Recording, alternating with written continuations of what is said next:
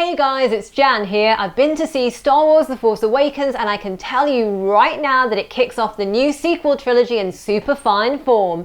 It's a really emotional movie in all sorts of ways. In fact, there were several very different occasions when I felt myself welling up even. A New Hope gave us three young stars who worked so beautifully together, and The Force Awakens repeats the magic with the brilliant casting of Daisy Ridley, John Boyega and Oscar Isaac. After the disappointment of Natalie Portman's character Padme in the prequels, it's great to see a fantastic and interesting female character who actually gets to do stuff rather than sit around and wear 5,000 different hairstyles. Ridley's come from being on almost no one's radar, having appeared in a few British TV shows, to being the centre of a whole galaxy.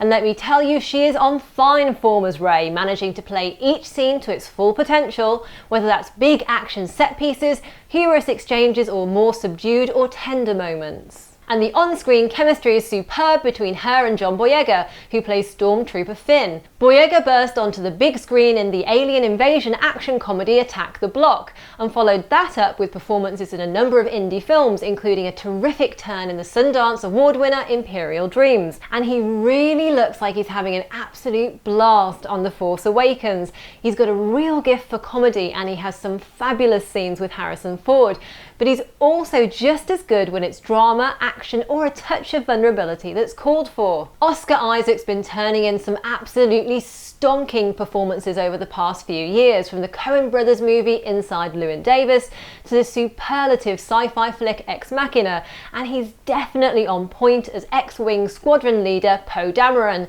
who gets a nice mix of action and humorous dialogue. Adam Driver, who's best known for the HBO show Girls, is brilliant as Kylo Ren and gets some suitably dramatic moments, and it was pretty cool seeing him wield his spitty crossguard lightsaber. I really felt spoiled for amazing actors in episode 7, another of them being Domhnall Gleeson, who you may have seen over the past 12 months in movies like Ex Machina, Brooklyn and Unbroken. As General Hux, Gleeson puts in a fantastically fanatical performance. Gwendolyn Christie's so incredible as the badass Brienne in Game of Thrones that I was a little disappointed that she didn't feature a bit more as Captain Phasma in The Force Awakens, though she does a good job when she is on screen. The king of performance capture, Andy Serkis, plays the intriguing and rather mysterious Supreme Leader Snoke, and also appearing via performance capture, Lupita Nyong'o puts in a charming turn as the ancient alien pirate Maz Kanata. By the way, if you're a fan of the awesome Indonesian martial arts movie The Raid,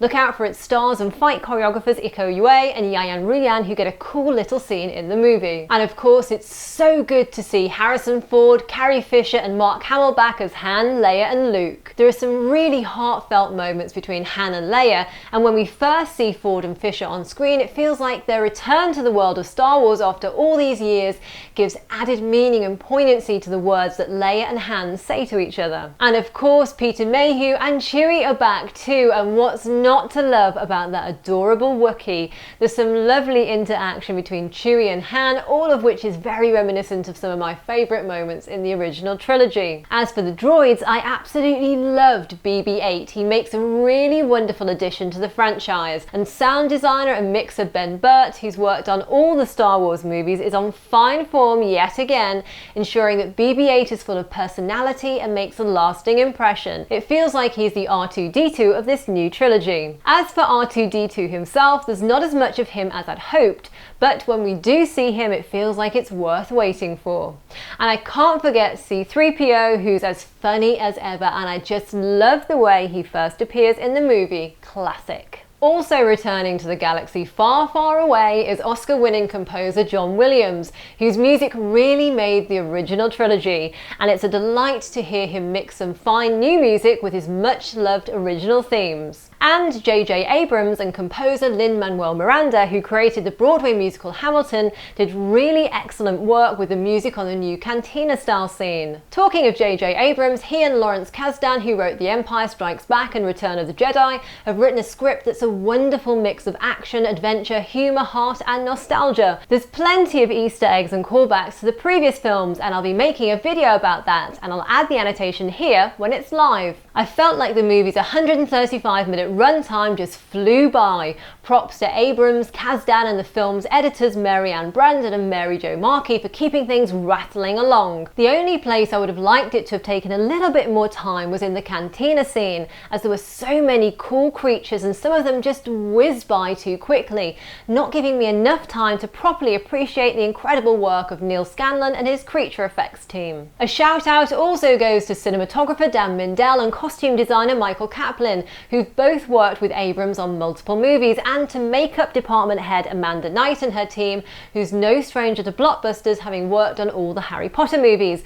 All of them did stellar work on The Force Awakens. There's a ton of thrilling and spectacular action in the movie, thanks to the hard work of huge teams led by stunt coordinator Rob Inch, special effects supervisor Chris Corbould, whose work we last saw on Spectre, and visual effects supervisors Michael Mulholland, Roger Guillet and Nick Shea. Again, the effort that's gone into all the film's design and sets is just phenomenal. Production designers Rick Carter and Darren Guilford and set decorator Lee Sandales should be rightfully very happy with the worlds they've created. So, to sum up, the feel and tone of The Force Awakens fits perfectly with episodes 4 to 6, making it a wonderfully welcome return to the world of Star Wars.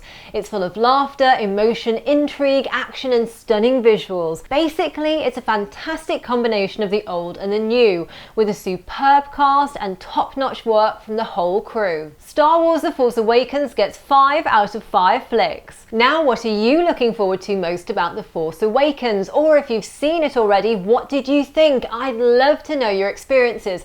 Did you see it at midnight? Did you cosplay? Did it live up to your expectations? And who are your favourite new characters in the movie? Let me know in the comments below. I'm going to be making a video about the top WTF moments in the movie, as well as an Easter egg video, and I'll add annotations for those here as soon as they're live. And as always, do please like, leave your comments and share this video, and hit that subscribe button for more videos like this. Thanks for watching and see you next time, yippee-ki-yay movie lovers!